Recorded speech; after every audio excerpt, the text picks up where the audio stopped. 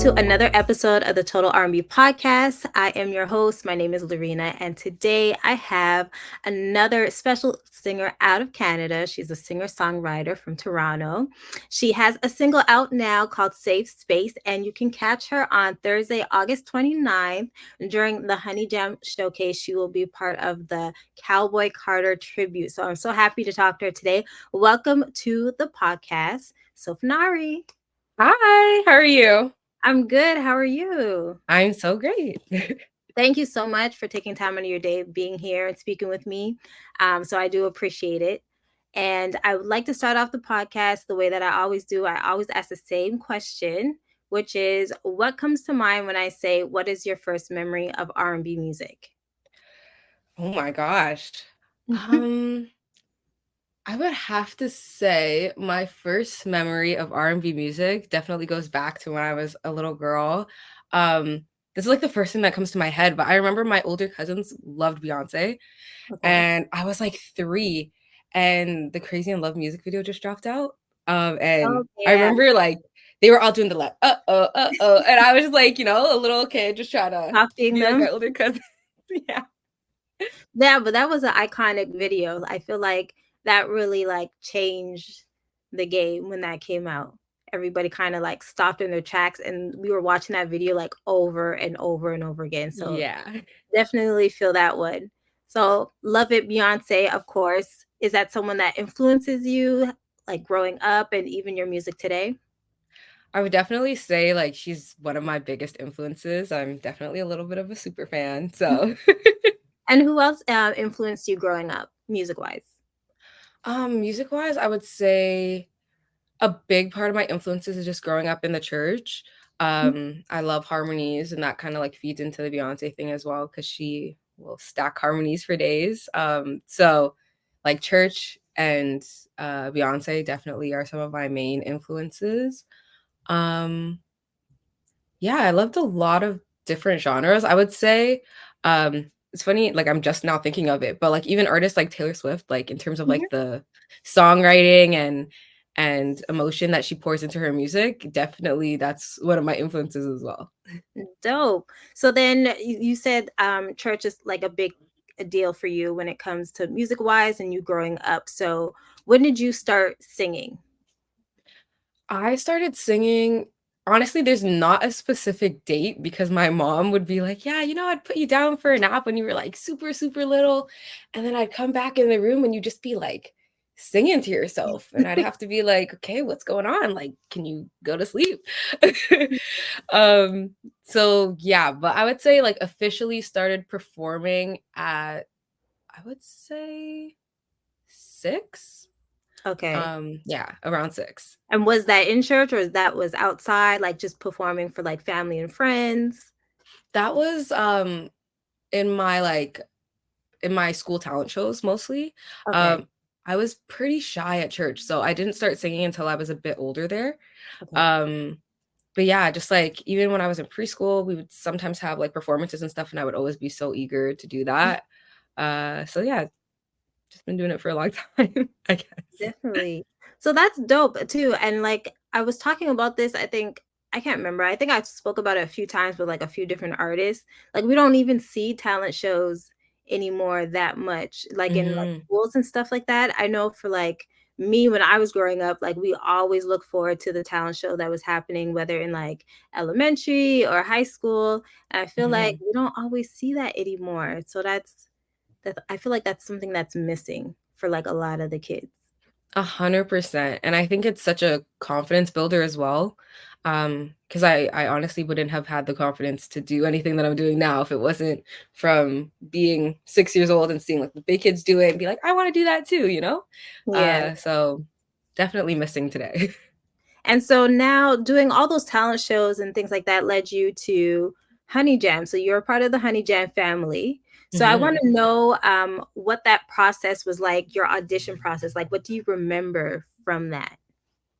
Yeah. So the year I was accepted to be one of the artists at Honey Jam was actually my third year auditioning.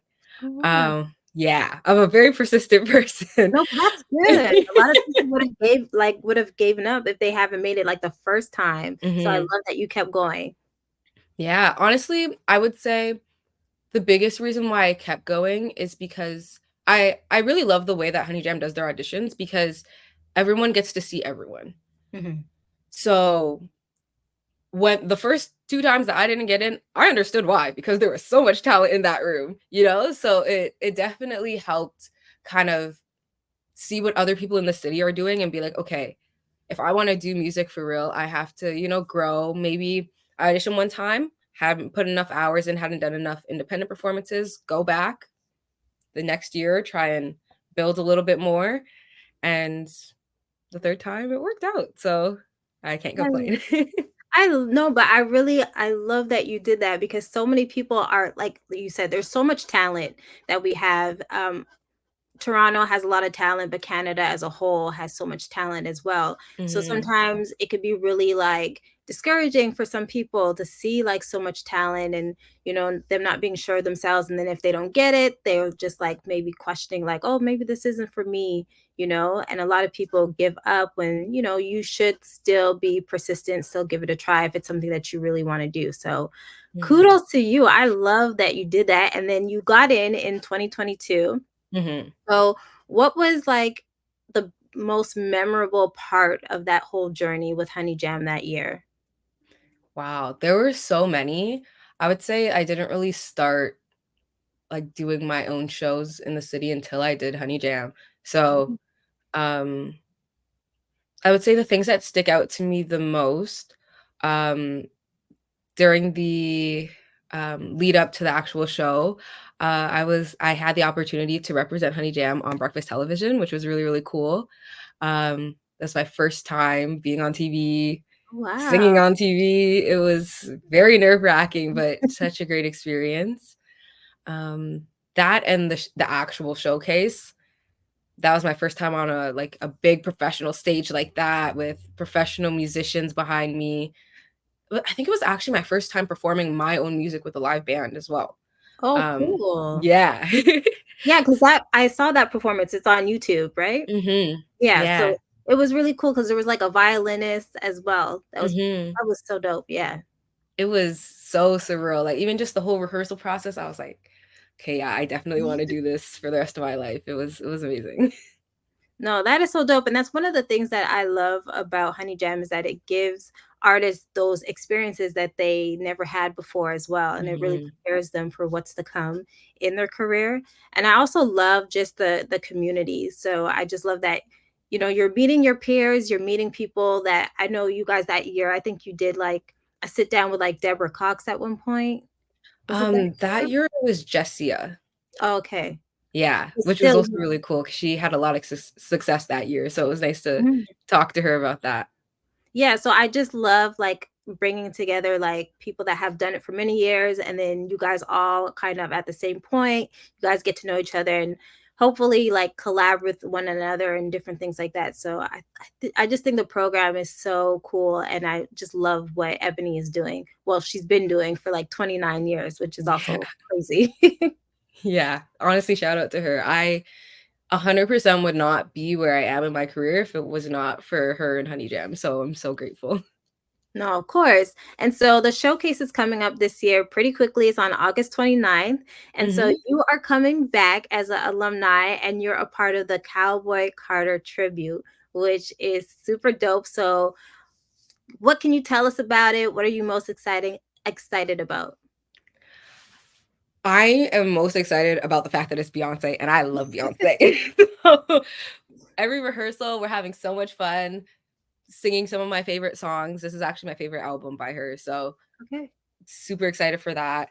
You can expect a lot of beautiful voices. The team we have, um, honestly, all the girls are so, so talented.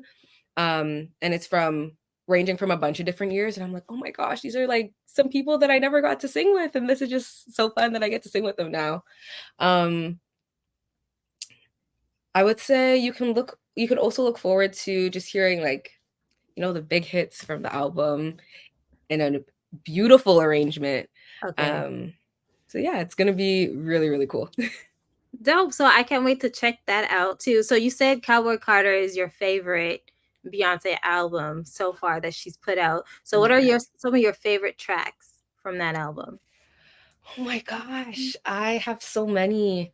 I love Daughter. I love the like fusion between like just regular like R&B and like songwriting and then classical music. It's really, really cool to me. Um I would also say Tyrant. It's just such a bop. Like you just want to like go like this when you listen to it. Um Bodyguard as well. It's such a feel good song. Mm-hmm. Um yeah, honestly, if I keep going, we'll be here forever because I love We'll every do the single whole song. album. Yeah. No, but those are good tracks too, and I like really enjoy the album. I didn't know what to expect when she was going Mhm. the country route, but I really love what she did, and I also love that she's shining a light. So a lot of people are discovering different like Black country artists. They're getting their shine too throughout this whole Mhm. era. So I definitely love that. But I want to talk about your music too, because you also put out a single this year called Safe Space, which has Mhm. a video that everyone could check out on YouTube as well. So let us know about that song, like who produced it, how did it come together, all those good things. Yeah, so this song I wrote in 2020 when the world was kind of on fire. And I was going through a lot personally and I was just like, okay, sometimes you can't rely on other people to be that safe space for you and you kind of just need to come to a place where you can be that for yourself. And music has always been a place where I feel safe expressing how I feel and my innermost emotions. So I was like, okay, let me write this song. Um, and it's I think the beauty of the song is that it can be interpreted as towards yourself, towards your friends, towards someone that you're in a romantic relationship, your family. So there's lots of like dual meanings in it. Um, and it was a long process to putting it out because it is also part of a larger project by the same name that should be out soon. Um, and I had a friend, his name is Jin. He heard the because I produce as well. So I did a demo production and he heard that and totally like flipped it on its head and made it what it sounds like today. So shout out to Jin. I love that. And the video, how did you guys come up with the video, the concepts? Yeah, so I have this persona called the Angel Face Killer, Hmm. and I kind of wanted to make sure that that was represented in the music because a lot of my music touches on like the angelic side as being like soft and like vulnerable and feminine, and the killer side is like being sassy, authentic. But I wanted to show that that could be in a softer song like Safe Space as well. So I really wanted to have that angelic imagery, and I collaborated with a artist on TikTok that I found her doing like mask costumes, like carnival mask Yeah. costumes, and I was like, "Would you be able to make some like really big angel wings?" And she made it happen, which was awesome. So I had that for about like 3 to 4 months before we actually did the video. Oh, cool. Yeah, and one of my friends, he's an amazing director. His name is Marcus Bassett. His his name, if you're looking for him, is Made by Red. Um, and he was just like, "Okay, I see your vision." Like we had one talk about. It. He's like, "I see your vision. I'ma handle it." And him and his team just made everything come together, and it was an amazing experience, honestly. Amazing. I love that. So definitely, if you haven't watched the video, you could check it out on Sofinari's YouTube page, Safe Space. And so we are going to look forward to the whole project that's coming out soon. Is it an EP or like an album? It's an EP. It's an EP. Okay, so we're gonna Yeah. look forward to the EP. But Yeah. for now, we have August 29th. You could check her out at the Honey Jam Showcase. So we're excited for that. And before we play a game, there's a question that I like to ask, like especially Canadian artists in the R&B like field. because I find like in Canada, we're still building our like music industry. We're still Mhm. finding ways to better support our artists, especially artists that are in like R&B. So what do you find is missing in the music industry, or like what would you like to see more for artists? I think I would love to see, like, a little bit less maybe I'll phrase it this way. I think I would like to see opportunities where people who might have more experience, like more stuff like Honey Jam, I guess I can say, because Okay. people that have more experience and more resources come to Honey Jam and they, like disseminate that knowledge. I wouldn't know a lot of the things I know today if it wasn't for Honey Jam, but a lot of artists don't know about things like this. So that's why whenever I meet like a really good female artist, I'm like, hey, Honey Jam. Um, but yeah, I just know way too many super talented people that are not famous. And I'm like, y'all should be famous. Like, what's happening? So just more opportunities to get knowledge and learn how to do this music thing full time, I guess. Definitely. No, that's great. There's so much opportunity that's missing for a lot of people around Canada, I find. So there's so much work to be done. There's so many different things people could do to kind of like advance our artists and support them. So I definitely agree with that. So we are gonna play a quick game. I'm gonna, shoot out some moods, and you're gonna tell me which R&B song you would pick. So we Okay, are cool. gonna make like a soundtrack. So first one is, name a song that always puts you in a good mood. Always puts me in a good mood. I would say Bodyguard. Like recently that's been my go-to good mood song by Beyonce because it just makes me want to just groove like Yeah. that. So No, yeah. that's one of my favorite ones on the album, definitely. What's the song that you would listen to on a rainy day? On a rainy day.